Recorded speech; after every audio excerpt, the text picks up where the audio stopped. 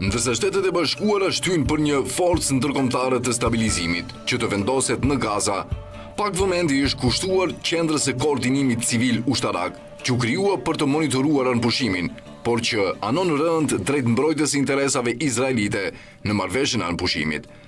Gati 250 palestinec janë vrarë dhe 1500 ndërtese janë shkatruar që nga fillimi i anëpushimit në Gaza. Ende nuk kemi kaluar në të ashtu quajturën faza e dytë të marrëveshjes.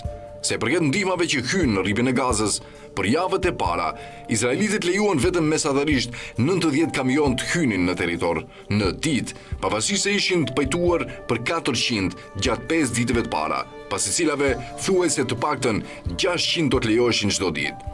Për të monitoruar marrëveshjen e anëpushimit, u krijua qendra e koordinimit civil ushtarak, në cilën të paktën 14 vende dhe 10 organizata ndërkombëtare nxituan menjëherë për të u bashkuar.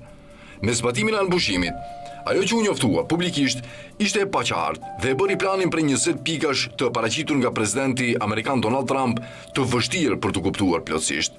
Ashtu si me marrëveshjen e anëpushimit zbatuar në janar, ishte e qartë se marrëveshja do të zbatojë me faza, me të parën që do të përfshinte një marrëveshje të plotë për shkëmbimin e të burgosurve dhe tërheqjen e pjesëshme izraelite nga Gaza.